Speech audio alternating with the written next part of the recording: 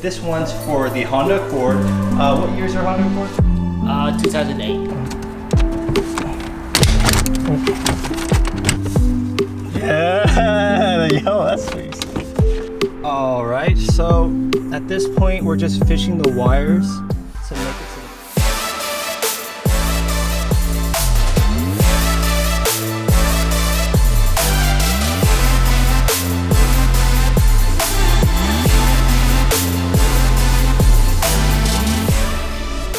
All right, so the first thing you want to tackle is the center console area. You got the cup holes and stuff, make sure everything is clear like we talked about. Now you see you have to open the armrest up, and then you want to pry around these two areas. There's two clips, so you want to do like right here and right here. After that, there's gonna be some more clips here, so you want to pry it open, open, open. Now I already got it pre-loose, so you're gonna have to wrestle with it. And after that, there's a little cigarette lighter. In some cars you have like heated seats, you need to adjust that. For the cigarette lighter, there is a clip right here. You press it and you should be able to pull it out. So let me show you the clips because it is actually pretty tight.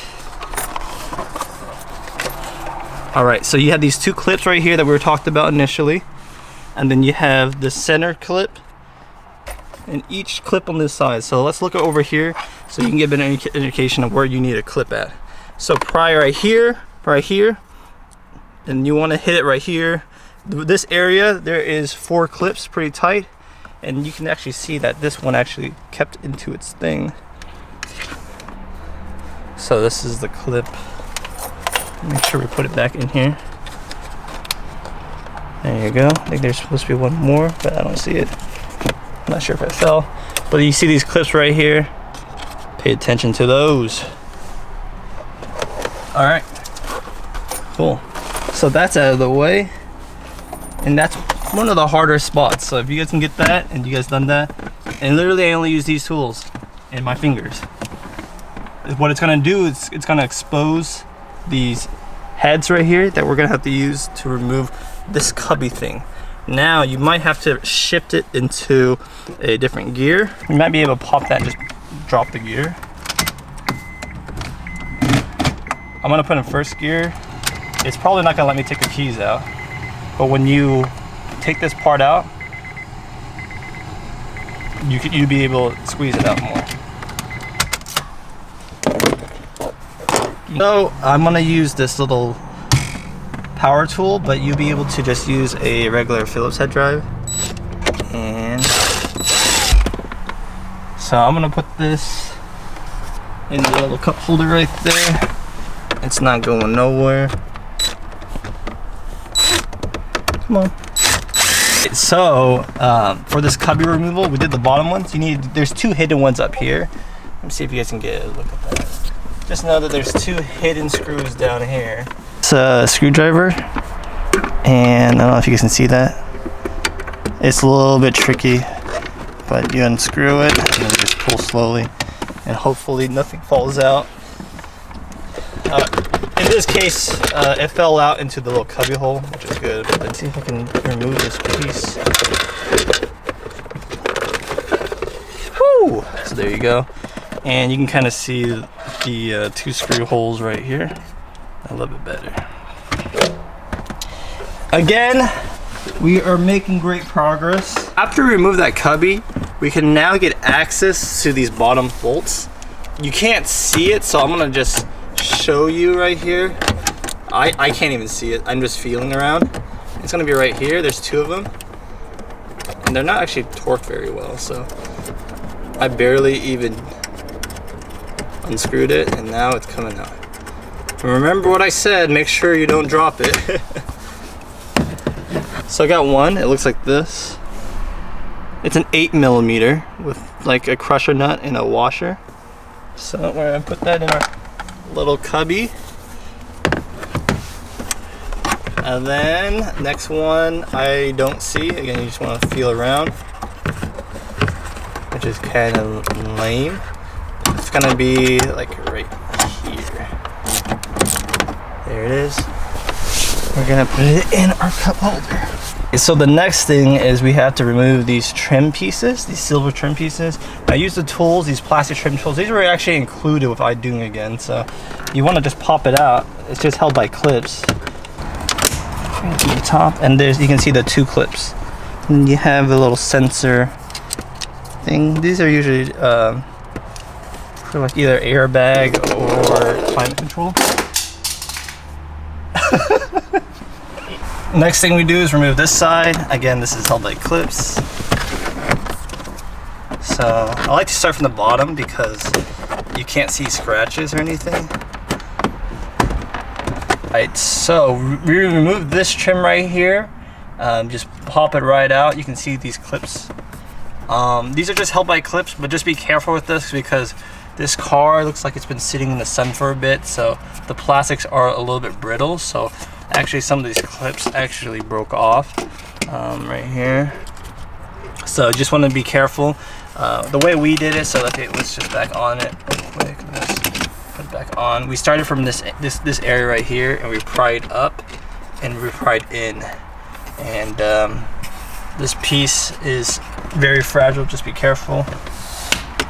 And that will reveal this little screw right here and this little screw right here. And of course, these little stickers are hiding some cracks, but these cracks have already been there. Again, the plastics have not aged well because this car was probably parked outside. So we're just gonna remove 1, 2. And put it in an area you'll remember. After you got that, you just have to pry it out. Remember, ours is a little bit cracked, so we're just gonna be kind of safe, but you just pull it straight out.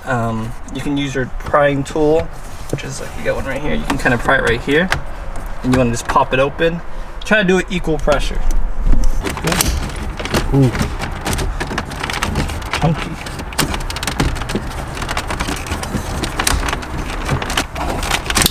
Nice. All right, so when you remove it, there's a bunch of cables in the back. Let me show you guys. And with these cables, try to unplug the hazard button, the airbag light, and all of that. So we got the airbag light and the hazard. Next off, we have whatever this is. This has a lot of stress on the wire right now. So after you remove these top 2, this is for, looks like climate control. Yeah, so that's the climate control. We have the airbag and hazard, and then we have the radio stuff, and we're good. 1, 2.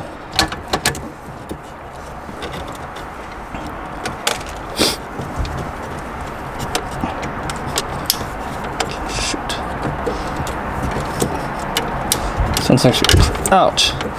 And then this one, I don't know if you can see it, but this one you have to use like a flathead screwdriver. All right, so I'm gonna use a flathead. It's a lot easier. You just put it right here, and then you'll be able to pop it out. Now the whole unit comes out, and we did it. So this is the big boy. Oh, we removed the radio, but we still need to remove this upper display. And this upper display, the owner told me, is just a clock, which is interesting. But we have to remove it to make space for the Android head unit, so that's...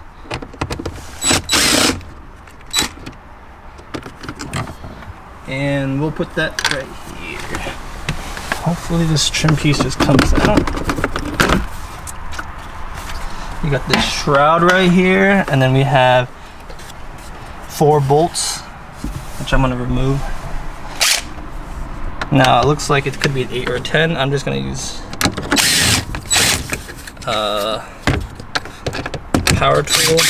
It's nice that it's like an 8mm, or it's a Phillips.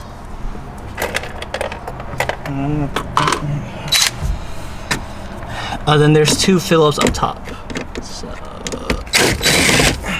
be careful with your tools because you don't want to scratch that screen.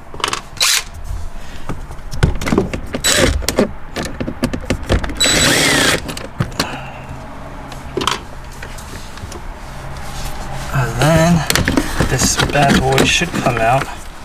Next is what I've been pretty excited for, is this bad boy right here. Now there's no instructions. We are the instructions, so we're trying to do everything for you guys. Yo, that's cool. It clipped right in. I mean, me sitting here, it does not block any more view than I would normally see, because right now my eyes can actually see like the back of this and the windshield wipers, no problem. So it's not like this is actually blocking my windshield. Maybe if I was shorter, no, even if I was shorter, yeah, it doesn't. So it doesn't like impede in your vision, which is good.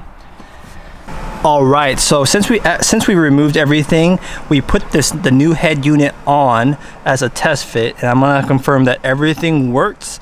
And you're gonna have to use aux from here. So it actually still retains your OEM radio, but it has this new display. And anything you want to change here, like you want Apple CarPlay, Bluetooth, CarLink, which is Android Auto or Apple CarPlay, wireless. So we got wireless Apple CarPlay, nothing's plugged in to his phone. But you just want an aux, it's handled through aux. And I'm going to show you guys the wiring right now. All right, so let me talk to you every single plug that's coming from Honda into the new head unit. All right, so let's first start with that display in the top. We have the display on the top was this thing right here, and basically iDoing provides this harness. It's basically a Y adapter. What that means is it accepts the old one and it comes out a new one and splits into more data. So let me show you what that means. So you got that right there. So you plug that new cable into the iDoing harness into this right here. And then it also terminates, as you can see, it terminates into the radio itself. All right, which is great. Next off, so that's the whole Y adapter part, and it actually goes to this end too, but I'll explain that to you guys in a bit. So remember that one with the little hook thing? The iDoing harness, which is all zip tied together, so it's kind of like one harness. You want to plug it in, so that's the new part right there. And then you want to plug that part into the original head unit, because you're still using your original head unit for many functions like AM, FM, because the radio is just being controlled by aux. This is pretty much an aux mod where you have kind of like, imagine a tablet hooked up to aux, and that's your new head unit. Okay, so that's what this head unit is. It's not like fully integrated, it's handled through aux. All right, so you got that wire right here, and then we redo all the existing wires here. You want to have, there's a little Y adapter so we can get aux into our head unit. So there you go. You see that right there? A little aux cable coming from the existing. So you pretty much, after that, you plug in every single thing that you originally had into the head unit back into the head unit, the original OEM. But you have a little splitter right here, so then this head unit can get some aux signal, and it'll make you can get audio from it. I know that sounds a little complicated, so let me just go over it one more time in a nutshell.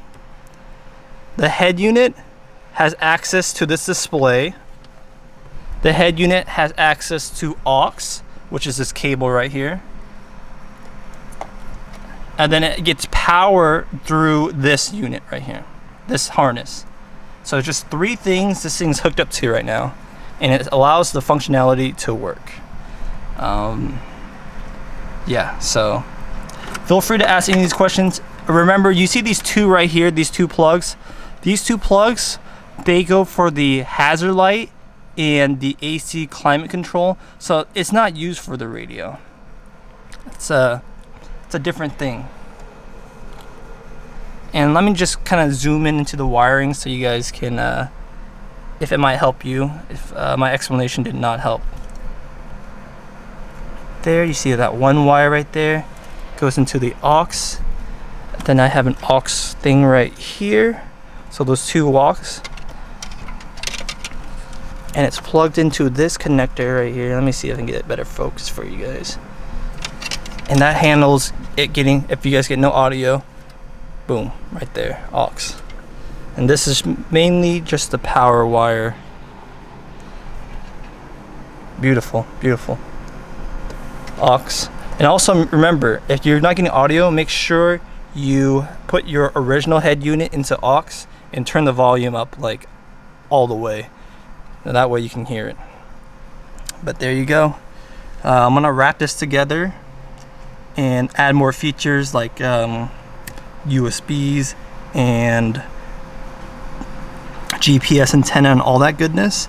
But this is pretty much the bulk of your, this is, if I didn't put any of those USBs or GPS antennas and all that, this is amazing. This works, and this is pretty much the essentials.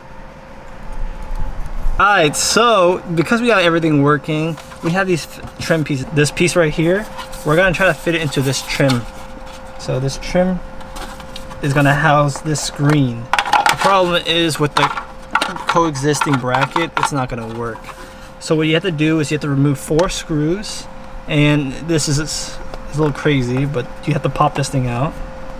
So use your fingers or a flathead.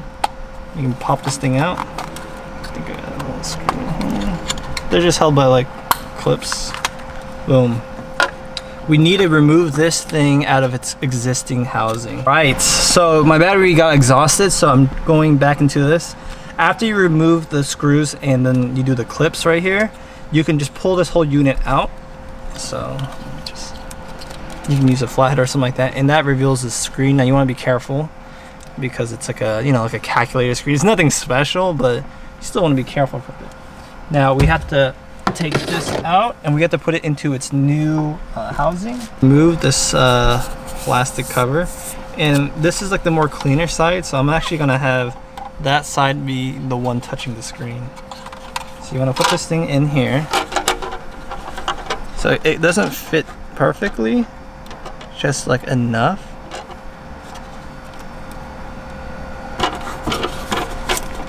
All right, and then we get the display. And have it, and then you want to screw it in. 4 screws right here, and this is how it's gonna kind of look.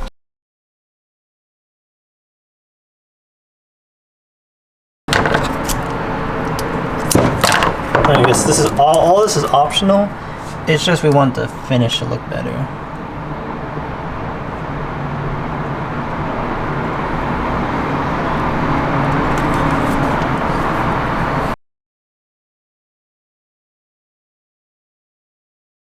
Here is the units. Now it looks good, and I didn't black out that with the electric tape, so it does look more cohesive. Right, so we have this trim piece that's covering the display. Now Idoing does come with some screws that we can use. We have 4 screws that we're going to need to use from this bag to be mounted on here. Similar with this back of this head unit right here. So there's this trim piece.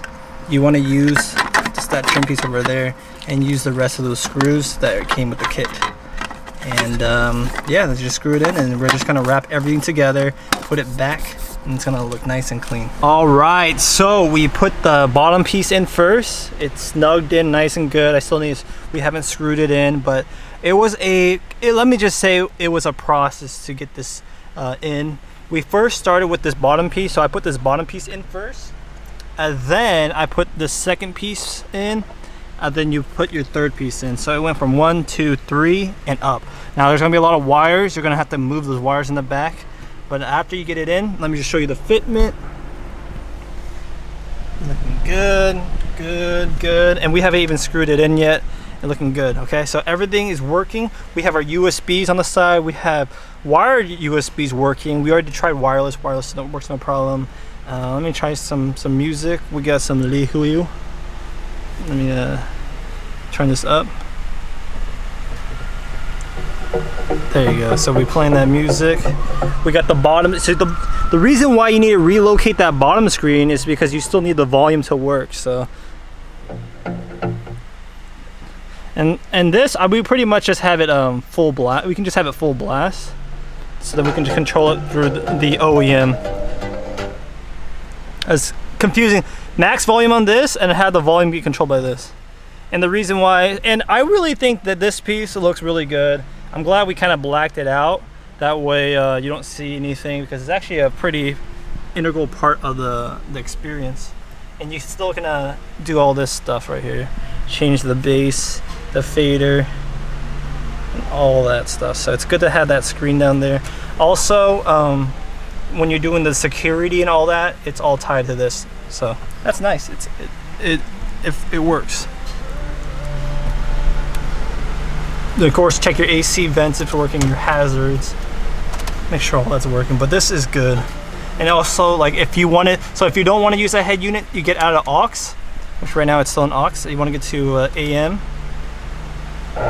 You still have AM, FM. Supports the station for years to come. And then of course, aux is where it's getting the feed from this, which we're using CarLink.